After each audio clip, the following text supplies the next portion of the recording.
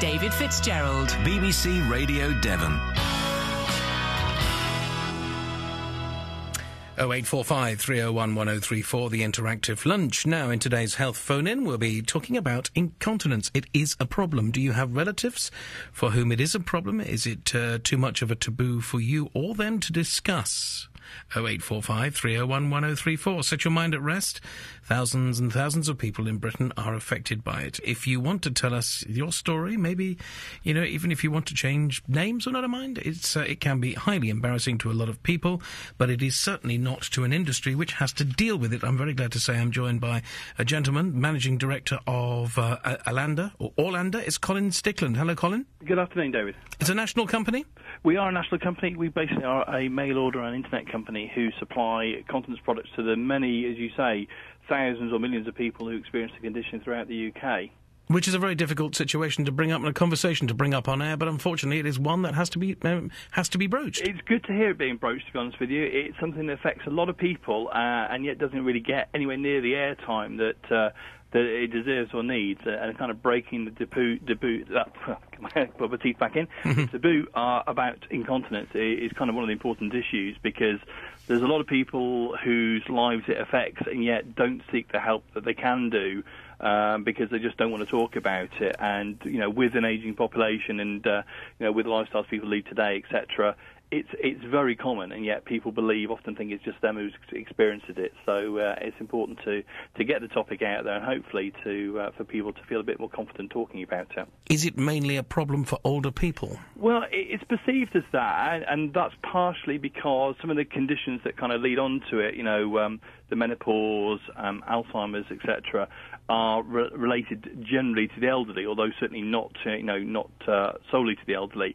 But if you look at the figures, something like 6% of women between the ages of 15 and 44, so that's kind of over 1 in 20 of the female population, have regular continence issues. So it's far from being a problem for older people, purely for older people, although to be fair, that is probably the larger part of the people who experience problems, and certainly the heavier kind of conditions are more experienced by the elderly. But because it's caused by something as simple as childbirth, for example, you do get a lot of younger women who may have a continence issue. You say 6%?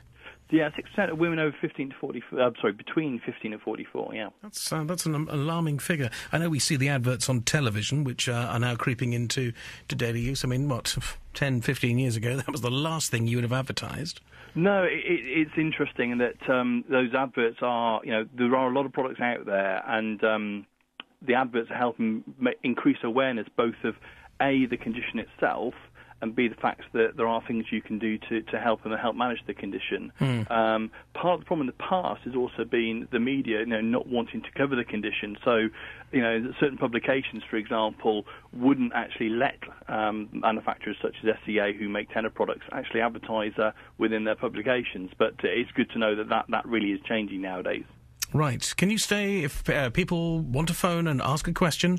You're happy to take the calls? I'm happy to take any calls and try and help where we can. There is a lot of, there is a lot of support out there with things like the NHS, and it's about trying to, knowing what to ask and where to go and find it. So, yeah, I'm happy to answer any questions we can do. I mean, our business takes a lot of inquiries on a daily basis from people who are after, some fairly basic information quite often. So anything we can do to help, we're keen to do. It's Colin, we've got a call coming in from Elizabeth in Torquay. Hello, Elizabeth. Hello. Hello, are you a carer? I was. Uh-huh. But the person I cared for is in a care home now. Right. And because this old lady wouldn't take any notice of my instructions, she's causing problems elsewhere, and she's too old to change her ways. But the advert on television for Tenor Lady, a young person, was such a help. And, if there were more adverts like that and more discussions like this, it would help carers and the people that have got the problem. And I was able to say to her, look, they've even got it on television. It's nothing to be ashamed of. And, it's just a problem that lots of people have. Because she hadn't had any children, she didn't realise how many people that have had children have problems like that. And I was able to quote, other people I knew that had this problem when they were much younger. That's fantastic. And, that advert was such a help. Yeah, Colin's listening to that. That's fantastic to hear, because one of the main things you can do if you are caring for somebody with incontinence is just let them know how common it is. Yes. and share that information so they know that they're not alone. So you've done exactly the right thing there. That's spot on, and it's good to know they actually did have an impact as well. Great. And helped her. It's a pity, though, that they didn't show older people as well in that same sort of advert. But, I mean, the fact that it was a young person made a great impact. Yes, no, it's good. Yep. Lovely. Okay, Elizabeth, thank you very much indeed for your comments there. Thank you. Cheers, bye-bye. It's sometimes television sets up all sorts of problems, and just occasionally, when you stick something on the screen, it does break down barriers. I mean, how do you go about your job? How do you, Colin, pass the information on when the information is highly personally embarrassing? It's an interesting question, and we do print advertising, and what we have found is the main route is the internet, purely because it's a discreet and private medium.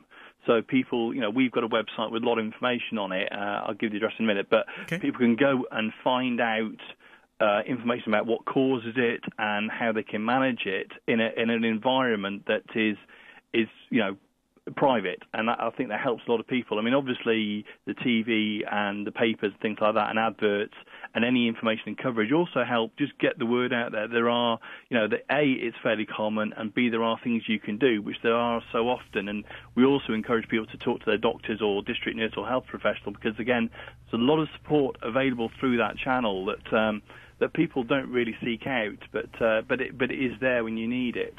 Do you know, I've just been reminded, I don't know if you saw it, Doc Martin, the wonderful Martin Clune series, which is based down in Cornwall. There was a storyline there where his aunt refused, or they didn't realise, but was refusing to drink water, mainly because she didn't want to wet herself. She became highly dehydrated, and I remember the scene of this, the actress, and I forget the name of the actress now, but she walked into the sea down there at Port Wen, as it was. Stephanie Cole, thank you very much indeed. I've been told next door.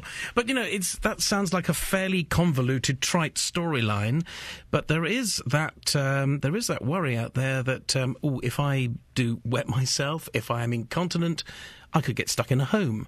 There's that rather vicious circle, which does have some element in the truth of telling of the story. There's a lot of truth in it. I mean, there's truth. I've not seen the Dr. Martin, but there's certainly truth in both in the belief that stopping drinking water might help, and it's quite the opposite. By becoming dehydrated, you'll lose more liquid, so that's not the right thing to do.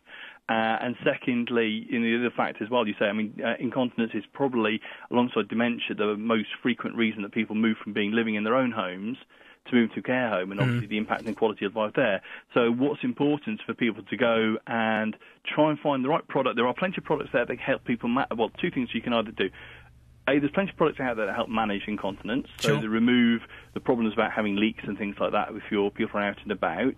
And secondly, there are steps that people can take to either reduce or remove the problem as well, things like pelvic floor exercises, bladder training, etc., which can have a significant effect.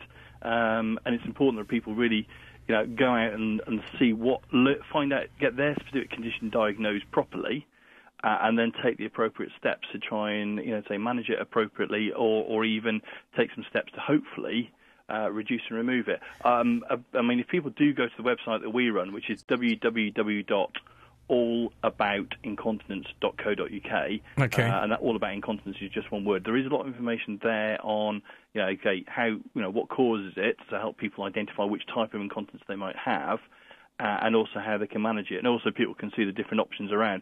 One of the problems that people do face, and one of the reasons we started up Allanda, is there are so many products out there, but if you walk into the average retail shop, you'll probably see a small fraction of the options that are available. And as people, they often tend to be to the lighter end, so people might find that they start with those and they're okay, and then they need something a bit more absorbent. And there are plenty of options out there, but the important thing is to try and find something and maintain that quality of life. Yeah. So people are in their own home and getting out and about. Hang on, Colin. Hang on. We've got the traffic and travel. We're not going to brush over what's on the market out there. We need to concentrate on that because people are phoning in asking why. I can understand when people don't want to come on air. That's fine, but we'll try and get some product information out there at the moment. You're happy to stay, Colin? Yeah, I'm happy to stay as long as you need me. Yeah. Thank you. BBC Radio Devon. Eyewitness Travel.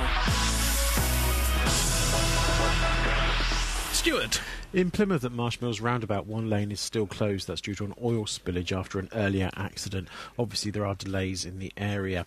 The Tour of Britain cycle race is in Exeter at the moment, so do expect some delays along